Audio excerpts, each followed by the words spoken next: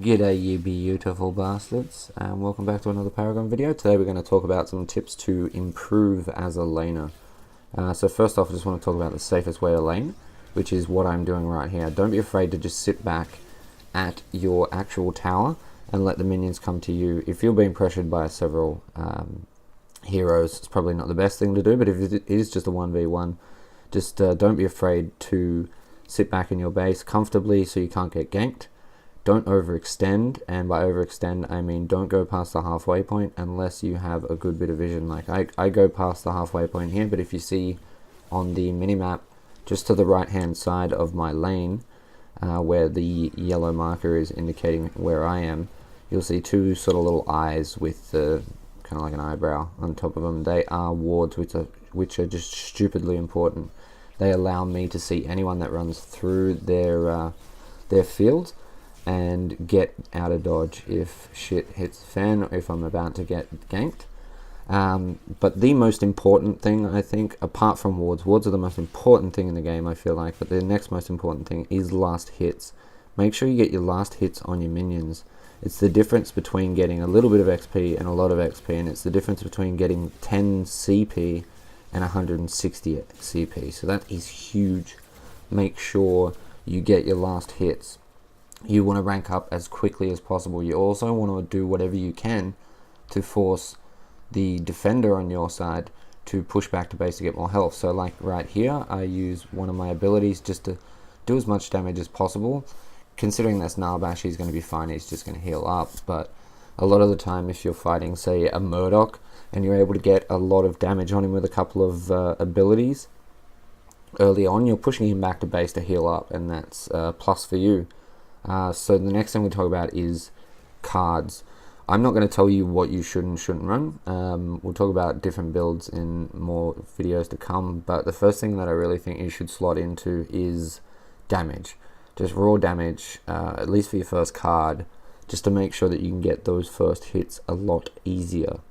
The next thing we're going to talk about is not being selfish and not having the attitude that it's not your job. If you're on the way back to your lane, stop by a harvester. If it needs to be collected from, just stop by the harvester and collect from it.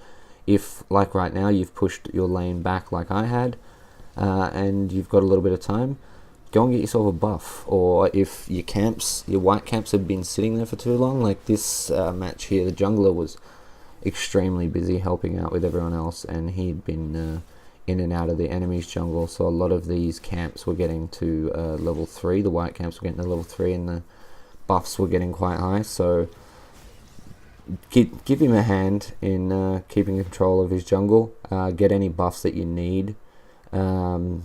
Just don't go overboard. Do not farm the shit out of his stuff. Leave most of it for him. And on the note of not being selfish and being a team player, do not be afraid to leave your lane to go to another lane. Like right here, I realized that my teammate could have used a bit of help in mid lane, so I knew that my lane was fine.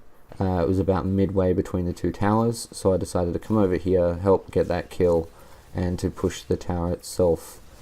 You are not relegated to doing one thing.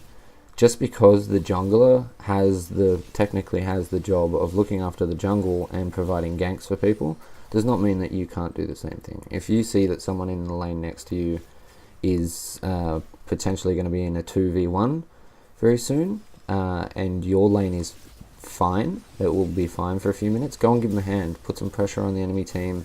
Whether you guys get the kills or not, just put as much pressure on as you can, do as much damage as you can, and push them back. But I can't stress enough how important it is that you help with team fights.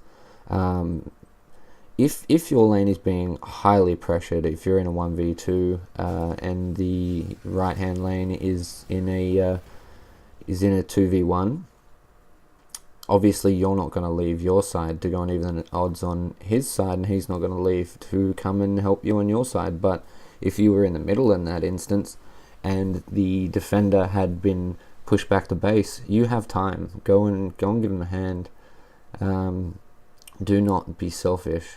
As you'll notice here in the next clip, I I push left lane up really, really far and decide that it's probably best that I go and help out here. My teammate actually asked for help, so I'll let them know that I am coming so that they can sort of have a look at where I'm at and judge when they should attack. It actually looks like a 3v3 it's going to be here, but it's actually a 2v4 at the moment with Richter and I coming in to help out. Or that's Iggy and Scorch, actually, I think. Yeah, it's Iggy and Scorch. So there is actually a guy that is attacking a harvester on the far side, so it's actually a 4v4 now, but he's actually in the background shitting his pants. So just come over, give him a hand, wait for the right moment when you know your team is attacking, and go in and help. If let's say, for instance, in that fight, I was to have been killed while I was in my ultimate, and my team had have secured all 3 of those kills and the guy in the background that's shitting his pants and taken this tower, that is a good death. Do not be afraid to die. You are going to die in Paragon. I mean, Lord knows I die a lot, but as long as that death is meaningful, it's not a bad death. Like, we would have still taken that tower, we still would have got all 4 of them kills, and it would have been only the one guy on my side of the field, which I went back and took care of anyway. So that's it for now. That's pretty much everything you will need to know to drastically improve as a laner. So just keep all that in mind, try to learn it bit by bit, and put all this stuff into practice, and in no time at all you will be smashing games and forcing surrenders and destroying enemy cores. But like I said, that's it for now. I hope you found that helpful, and if you did, please leave a like on this video. It's extremely helpful. Drop me a subscribe if you are not already. Leave a comment down below if you have any questions. But that is it. So I love your face, and I will catch you in the next one. Peace.